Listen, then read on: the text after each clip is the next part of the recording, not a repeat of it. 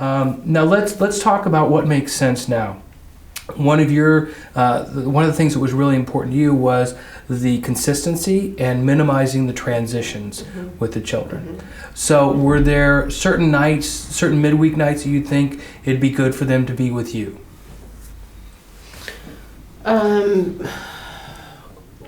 Are we doing, can I just ask first, are we doing like every other weekend, or had we talked about that? We haven't addressed that yet.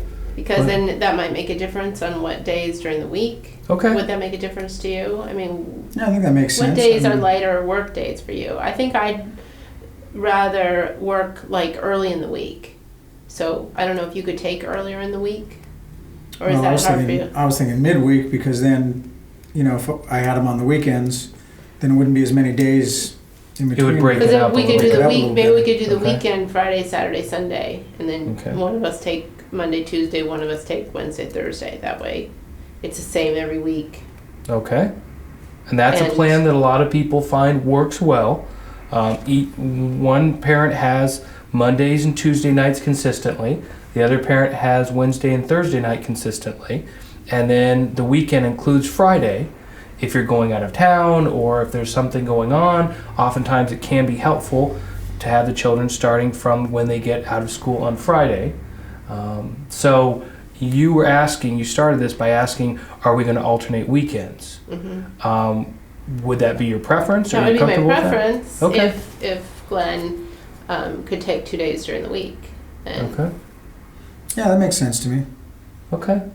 Which do you think would work better for you in general? You said that I'd rather have Monday, Tuesday, but I can be flexible. You'd rather have them on Monday or Tuesday? Okay. Do you that's see any fine. problem with I Wednesday prefer and Thursday? Thursday anyway. That's Okay. So Monday, Tuesday will be with Stephanie. Wednesday, Thursday will be with Glenn. And then we'll alternate every weekend.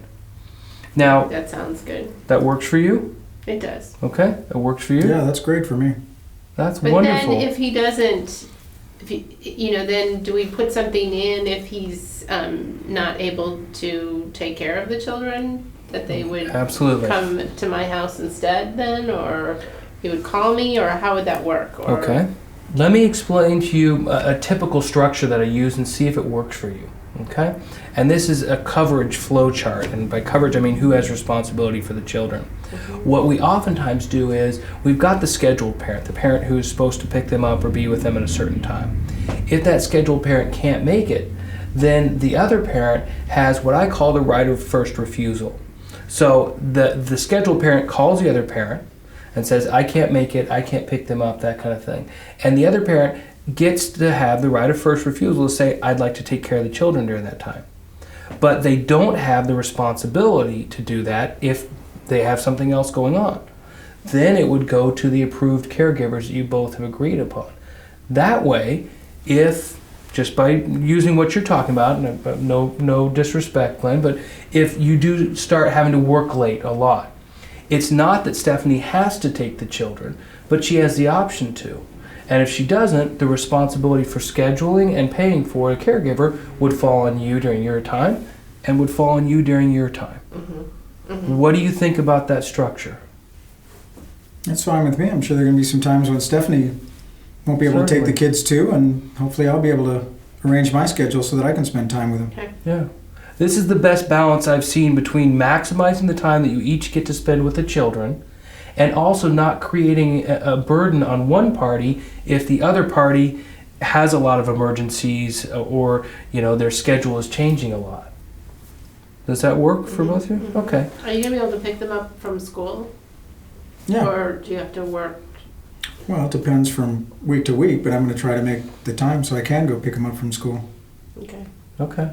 So I just want to confirm the agreement we have here because we basically came up with the timeshare in a very short period. And the timeshare is one of the most significant elements of the parenting plan. So what I'm understanding is that on Monday and Tuesday nights they're going to be with you, Stephanie. Wednesday and Thursday nights are going to be with you, Glenn. And weekends are going to consist of Friday, Saturday, Sunday nights. So starting whenever they get out of school on Friday, and you're going to alternate weekends. Is that correct? Then whoever has them for the weekend takes them to school on Monday. That was going to be my next question, is how far does the weekend extend? Is that fine? Whoever has them for the weekend has them Sunday night, takes them to school the next morning. I think it's better that we don't spend a lot of time together. Yeah, it's fine with me. Okay. And this also has the added benefit of the transitions generally, if not exclusively, being at school. So one of you drops them off, Sure. the other one picks them up, and that, well, like you said, does minimize the interaction between the two of you, especially during this stressful period at the beginning. Yeah, I'd rather have it that way. I can take them on my way to work, and then we don't have to see each other. Okay, great. Well, there's a lot of other things that we're going to work through as far as the parenting plan. A lot of the exceptions, talking about holidays, birthdays, special days, how we deal with summer vacation, spring break. There's a lot of other things that we're going to deal with to round out the parenting plan and come up with a comprehensive parenting plan. But the two of you have just achieved what is the lion's share of the parenting plan, and that is the typical day-to-day schedule. So that's a great job. And I think what we'll do is at our next session, we'll move into the details of all the other things that I mentioned, the holidays, etc. So what if this arrangement doesn't work out? Are we stuck with this? Well, let's talk about that. What I would say is, since we're beginning mediation, that we start this plan now and see how it works out over the next month or two as we're working through the other issues such as support and division of property. And then we'll kind of have a test run, if you will, to see how it's working out. And if it is working out, great. We stick with what we have. If it's not working out, we address the issues and see what we're doing. But to answer your question very directly, anything in mediation is confidential until we write it up in a judgment and submit it to the court. So since it's confidential, that means it's not binding until you submit it to the court. So right now, my expectation is this is the agreement until the two of you specifically discuss something different. But that doesn't preclude us from discussing something different. Okay. Did that answer your question? I think so. Mhm. Okay. Glenn, do you have any questions? Yeah, no, that's fine with me. Let's see how it works and, try to make it work. If we need some adjustments later, we'll talk about it then. Parenting Why is, worry about failure at the beginning? parenting is messy, and things are always changing, especially with a 5 and a 10-year-old. They're going to be going through different developmental stages. They're going to be going through different activities, and that's why we have the yearly review, and we try to keep up to date on what's going on, deal with any issues as they come up. But right now, we've got a great plan, I think, that both of you are comfortable with, and we'll see how it works out. Okay?